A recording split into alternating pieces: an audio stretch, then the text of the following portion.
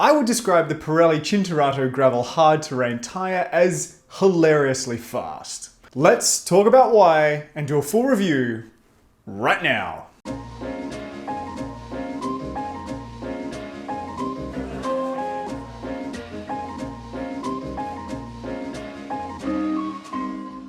For those who aren't aware, Pirelli has made a very aggressive entry into the gravel tyre market. They've developed two different tread patterns, the Gravel H for hard terrain and the Gravel M for mixed terrain. Each tread pattern is available in 650 by 45 and 50 and 700 by 35, 40 and 45. They all use the same speed grip compound that was designed specifically for gravel, and they all cost $99.95 Australian dollars. For my setup, I mounted them to a set of Bossy 650B wheels and the trusty Bossy Grit frame. Truly the most abused review bike I've ever had. I then subjected them to the 800-kilometer test, which is the point where I believe I know the tyres well enough to review them. So, hilariously fast. Let's talk about it.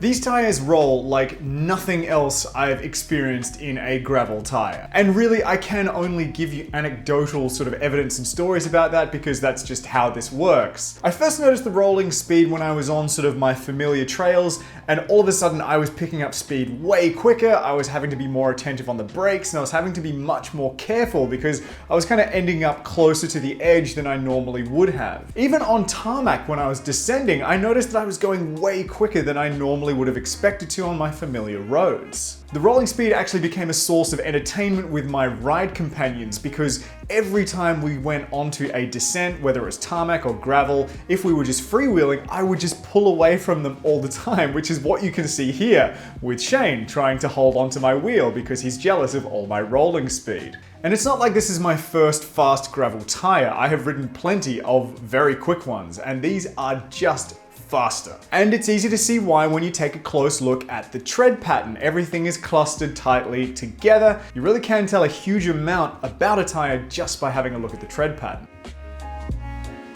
All that rolling speed does come at a cost, and it is simply grip.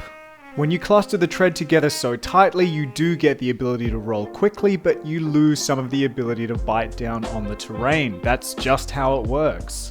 That said, within the category of fast rolling gravel tyres, I did find these quite controllable. I think partly that is because of the tread pattern. I mean, partly also because I tested in 45mm width. Riding on similar trails, I did find myself feeling a lot more confident than on something like a PANARACER GRAVELKING SK or even a Schwab G1 all-round. When things start to get really loose and really sloppy, if you're riding through mud or you're riding on very, very thick gravel, it's, you know, pretty exciting at times. You do start to slide. Again, that's just the nature of that particular tread pattern. There were times though in wet and slippery conditions where I was pleasantly surprised by how much the rear tire held on. Of course, you do need to stay seated and you need to be very careful with how you apply your power, but generally speaking, there were times when I was positively surprised by it. When the weather is really dry and the trails are dusty and shifty, these do slide around quite a lot. You can't really do that sort of standing and stomping pedal action that you might want to do because the rear tire is just going to spin underneath you. While the wet grip was surprisingly good, sometimes when it was really dry, I was also surprised a little bit by how quickly they gave up their grip.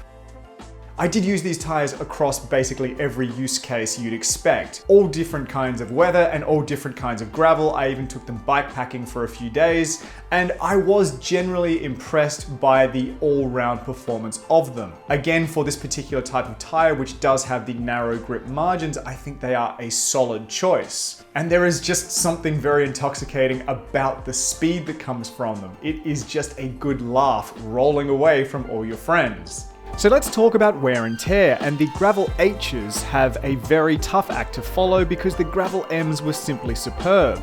They had an excellent wear rate, they had no punctures, and I really had to do absolutely nothing with them. So, how did the Gravel H's go?